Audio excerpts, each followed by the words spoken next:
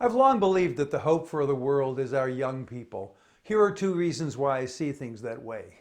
One, we adults have made the terrible messes we're in, and we steadfastly refuse to do anything to make things better.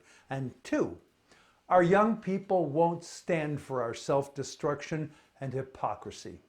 Sure, they're idealistic, just like you and I used to be, remember? Then life intervened and we started making compromises. We all do. Now we're at the point where the majority of us tolerate nonstop lying and cheating and stealing. Some of us wring hands over that, but a majority of our citizens, and indeed a majority of the world, sits in stupefyingly dull states of semi-consciousness, our vision sorely compromised by the complex mess we've created.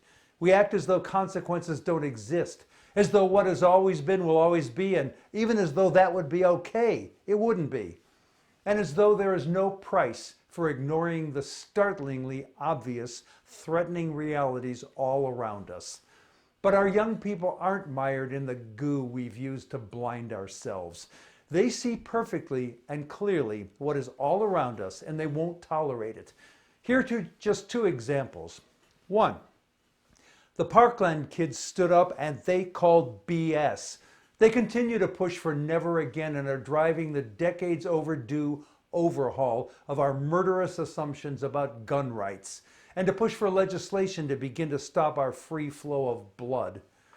Two, you saw the beginning of the 16-year-old Greta Thunberg's quest to reverse global warming. She started by sailing to America instead of riding in a fossil-fueled airplane. Then she addressed the United Nations and spoke the outrage her generation feels for what we older people have done to their future. How dare you, she demanded.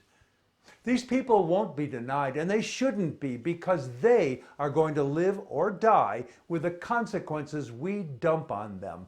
And they'll suffer much longer than those of us now raiding the planet for short-term gain, and those of us who blunder along oblivious to the realities of the climate changes and the gun massacres that threaten us every day. To be clear and fair, 2 generations ago, we boomers were like today's young people. We made the establishment end the war in Vietnam, abolish the military draft, and lower the voting age to 18. Then we became what we are now, an obstacle to meeting our existential challenges. This is brutal talk, I get that. But our condition is increasingly brutal, and we can't afford more exercises in self-sabotage. So I'll tell you what we need to do in a simple 3-step formula. 1, identify and work for candidates for all elective offices who think young, act young, and aren't burdened by self-destructive legacy mindsets.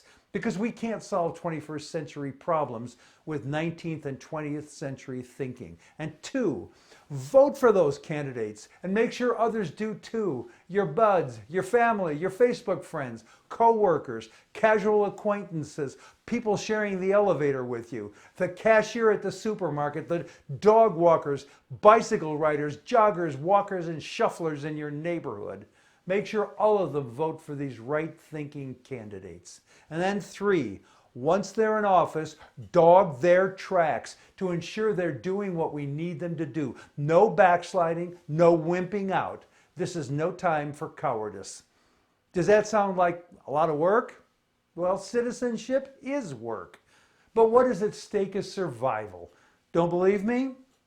1, ask any of the survivors of Marjory Stoneman Douglas High School, or the Tree of Life Synagogue, or the Gilroy Garlic Festival, or Columbine High School, or the Orlando Nightclub, or Sandy Hook Elementary School, or Gabby Giffords. 2, ask the people living in the squalor of what's left of the Bahamas, or for that matter, Puerto Rico, or the survivors of the Thousand Oaks fires, or the people in Houston whose homes are now submarines, or the people in Miami Beach whose streets are flooded even when it's not high tide.